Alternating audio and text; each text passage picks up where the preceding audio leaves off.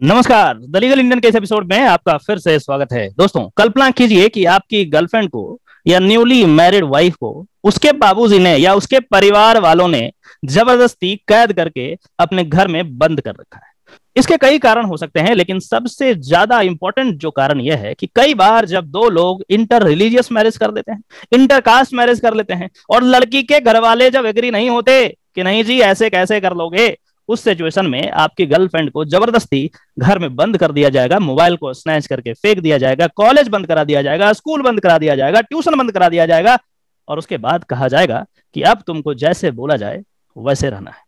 यदि ऐसा आपके साथ हुआ है तो अब आप क्या करेंगे, किस तरीके से लीगली आप अप्रोच करेंगे, इसी टॉपिक पे आज हम आपके सामने बात करेंगे। Recently supreme court of India के द्वारा एक ऑब्जर्वेशन दिया गया है, उसको हम समझने का प्रयास करते हैं। यदि ऐसा सिचुएशन किसी के साथ क्रिएट होता है तो ऑब्वियसली इसमें हम यूजुअली क्या कहते हैं कि मेरे फंडामेंटल राइट का वायलेशन हो गया, क्योंकि आप हमें कन्फाइन कर लिए, बंद कर लिए, और उसके बाद आप कहीं जाने मुझे नहीं दे रहे हो। इस सिचुएशन में फंडामेंटल राइट का वायलेशन हुआ, और चूंकि फंडामेंटल राइट का वायलेशन हुआ तो जब आप वकील साहब के पास पहुंचते हैं तो वकील साहब आपको डायरेक्ट कर देते हैं कि चले जाइए सुप्रीम कोर्ट की ओर या हाई कोर्ट की ओर। आखिर वो ऐसा क्यों डायरेक्ट करते हैं वो भी हम इसमें समझने का प्रयास करेंगे। एक रिट होता है हैबियस कॉर्पस, जिसमें आप माननीय सुप्रीम कोर्ट या हाई कोर्ट में डायरेक्टली अप्रोच कर सकते हैं, क्योंकि फंडामेंटल राइट का वायलेशन हो गया।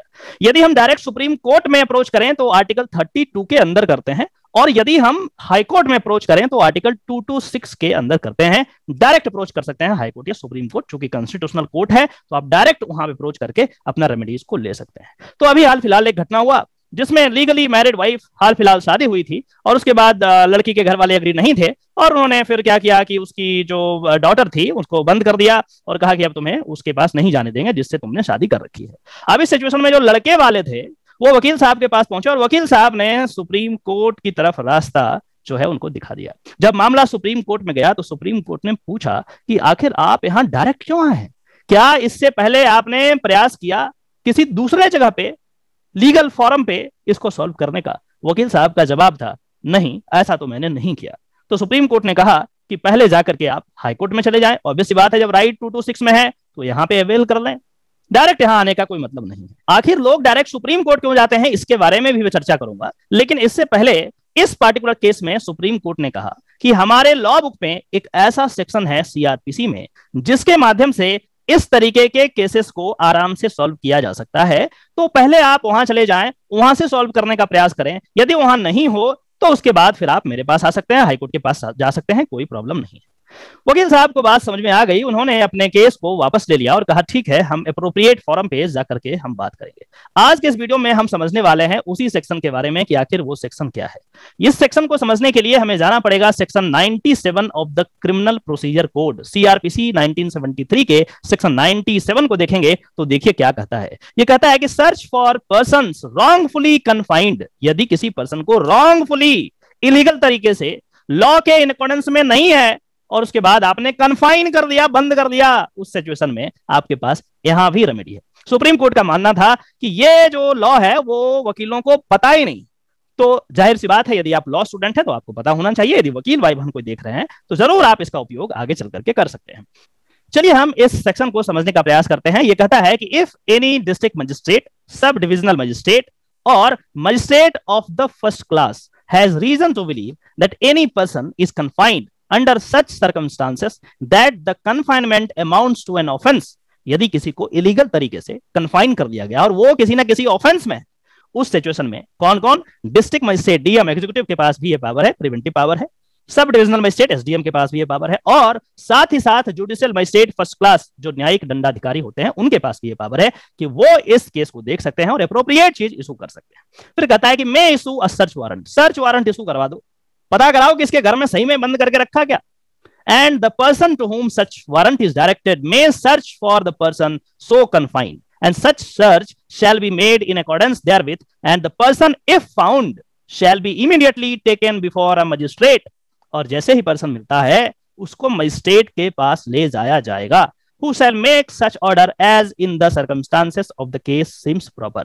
तो ये चीज हमने यहाँ पे देख लिया। एक और इंपॉर्टेंट क्वेश्चन यहाँ पे समझने वाली बात है कि यहाँ पे कहा गया कि कौन कौन से ऐसे कंपिटेंट अथॉरिटी हैं जो इस पार्टिकुलर सेक्शन में जिनके पास पावर है इशू करने का सर्च वारंट। वो डीएम भी हो सकते हैं, वो एसडीएम भी हो सकते हैं, और जुडिशियल मजिस्ट्रेट फर्स्ट क्लास भी हो सकते हैं। ये तो इशू कर दिया, लेकिन यदि वो बंदा मिल गया उसके घर में, जैसे इस केस में लड़की को बंद कर दिया गया, सर्च वारंट इशू होता, और यदि लड़की वहां पाई जाती सर्च के दौरान, तो अब लड़की को क्या किया जाता, उसको लाया जाता। अब कहां पे लाया जाएगा, अब मजिस्ट्रेट के पास लाया जाएगा। अब यहाँ पे न्यायिक दंडाधिकारी है, उनके पास ले जाया जाएगा, और फिर उनको जैसा सही लगता है वैसा वो अपना ऑर्डर पास कर सकते हैं। तो इस तरीके से हमने देखा सेक्शन 97 के बारे में।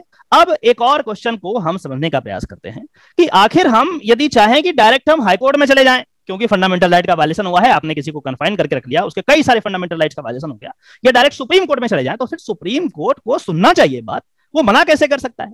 अब देखिए, एक बात मैं बताऊं कि लॉ में हर चीज का एक तरीका होता है काम करने का। किताबें कुछ और कहती है, प्रैक्टिकल लाइफ कुछ और कहता है। जब आप डायरेक्ट सुप्रीम कोर्ट में आर्टिकल 32 के अगेंस्ट जाएंगे, उस सिचुएशन में सुप्रीम कोर्ट है, देश की सर्वोच्च न्यायालय है, वहां पे उसको और हजारों काम है, और वही काम जब निचले अधिकारी कर सकते हैं, तो उसी चीज के लिए ऊपर का रास्ता देखना ये ठीक नहीं है। ठीक उसी प्रकार से हाई कोर्ट के पास ही पावर है।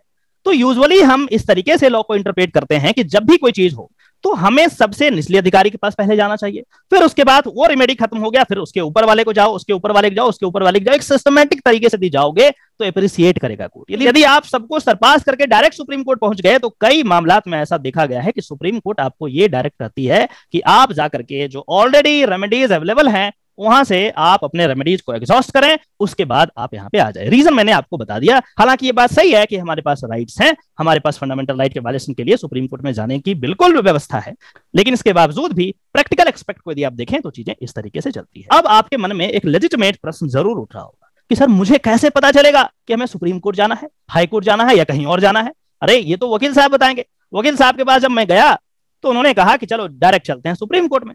अब इस सिचुएशन में मैं क्या करूं, मुझे थोड़ी ना पता कुछ। तो वही चीज मैं समझा रहा हूं। कई बार वकील भी आपको मिसगाइड करते हैं, कई बार वकील आपको जो सजेशन देते हैं वो जरूरी भी होता है।